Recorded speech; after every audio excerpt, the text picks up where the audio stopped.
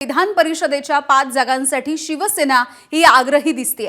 6 जागांची मागणी शिवसेनेकडून करण्यात आलेली होती आणि आजच्या बैठकीमध्ये शिवसेनेच्या 5 जागांवरती शिक्कामोर्तब केलं जाणार आहे। नाशिक, ठाणे आणि जळगाव या जागांसाठी शिवसेना सध्या आग्रही दिसून आली आहे।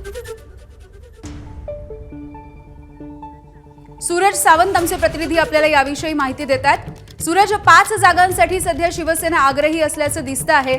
आज बैठक होणार आहे आणि 5 जागांवरती शिक्कामोर्तब देखील केलं जाऊ शकतं। यावेळी नक्कीच विधान परिषदेच्या जागांसाठी जी रस्सीखेच आहे ही महायुतीतल्या नेत्यांमध्ये आपल्याला पाहायला मिळते।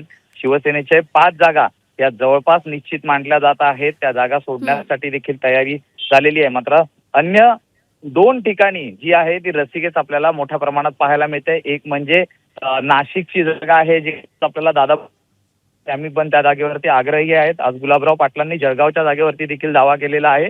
तर दुसरीकडे रायगड मधली परिस्थिती ही देखील बिकट आहे, कारण रायगडमध्ये जर आपण पाहिलं तर शिवसेनेची ताकद त्या ठिकाणी मोठ्या प्रमाणात वाढलेली आहे। त्यामुळे ती जागा पुन्हा आम्हालाच मिळावी असा आग्रह हा शिवसेनेकडनं केला जातो।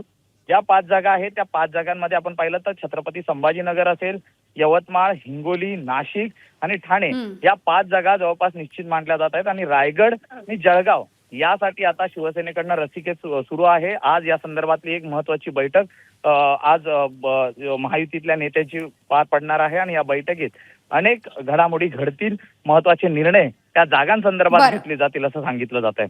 कामिनी, सूरज, धन्यवाद सविस्तर माहितीसाठी। एबीपी माझा, उघडा डोळे बघा नीट।